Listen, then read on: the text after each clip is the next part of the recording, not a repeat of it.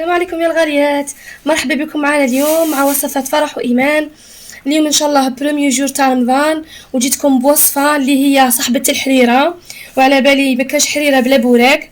جيتكم بالبوراك تاع الدجاج بلا بيشاميل، يجي خفيف ويجي روعه روعه روعه كيما تاع العرس. يلا نروحوا ونشوفوا واش نحتاجو كمقادير لهذه الوصفه. نحتاجو حبه بصله كبيره مربيه، نحتاجو نص صدر تاع الدجاج كنت اشيتو، وكالتوابل عندنا شويه تاع الملح، فلفل الكحل، شويه تاع الكركم كاضافه، وهذا الثوم بودره نحتاجو من بعد لاصوص بيشاميل. يلا نروحوا للمقله تاعنا. شعلنا على المقله النار، حطينا الزيت، خليها تسخن شويه. هاي سخنت الزيت،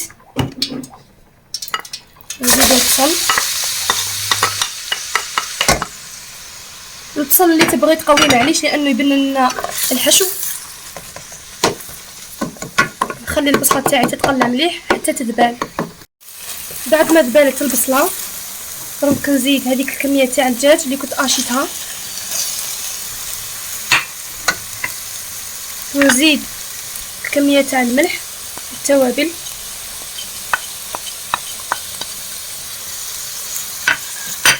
ونحرك كامل المقادير ونخليهم يطيبوا مع بعضيهم. شوفوا الحشو كيفاش طاب، الله يبارك الريحه راهي تشهي. دروك نحي الحشو تاعي وفي نفس المقله نصنع لا بيشاميل. ودروك نحيت هذاك الحشو وقلت لكم في نفس المقله، لانه هذا البنه اللي بقات في المقله تاع الدجاج نحتاجوها. نديرو مغرف كبيره تاع المارغرين، نخليها تذوب مليح.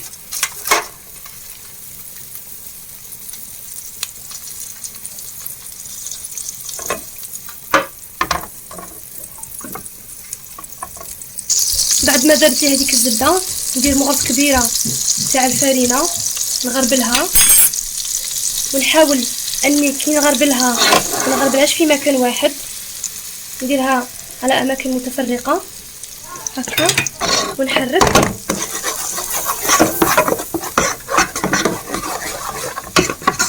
ونحاولوا كيفاه تكون الفرينه مش قويه على الزبده باش ما ديناش كتله وتجينا لا بيشاميل تاعنا شابه. تحركي حتى تتحمر كامل وتتحمص هذيك الفرينه.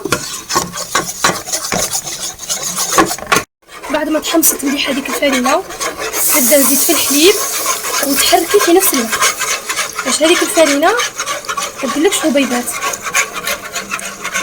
بقاي تحركي حتى يفك الخليط. هاي ليك البيشاميل بعد ما تقالت لي نزيد لها مرشو تاع الفرماج،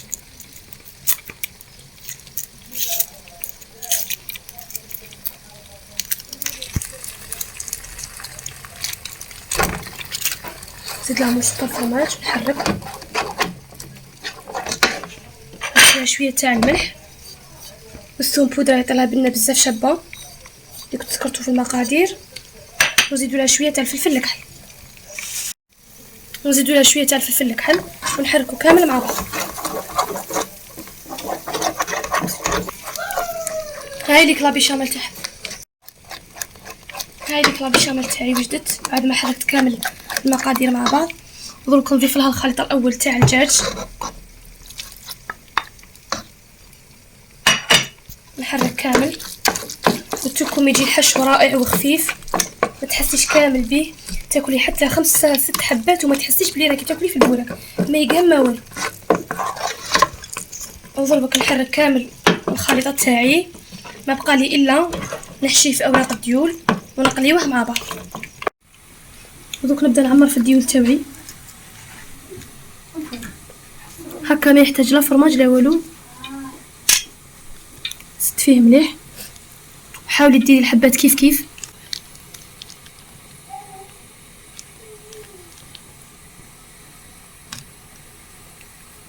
كيما العاده الجهه الرطبه تكون للداخل والحرشه تكون للبرا على جال القرمشه.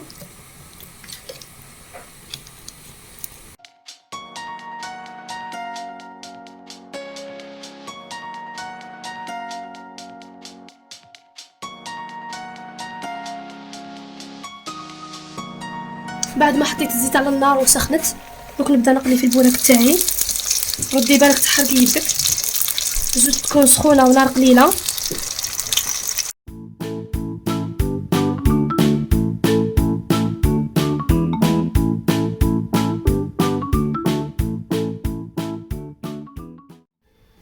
يا الغاليات، هاني عاودت وليت ليكم وجبت لكم مولابية الحريره. قلت لكم الحريره ما تقدر تمشي بلا البوراك تاعها، وهاي ليك الوصفه اللي قلت لكم خفيفه. شوفوا سمعوا القماشه السما. نقسم حبه قدامكم، نحب دائما نوريكم. شوفوا الله يبارك داك الحشو كيفاه معسل وخفيف ما شاء الله. شوف قرمشه حتى للقلب. ان شاء الله تكون هذه الوصفه نالت اعجابكم، وما تنسوش تجربوها وتخلوا لي تعليقاتكم، ونقولكم الى اللقاء مع فيديو جديد ان شاء الله.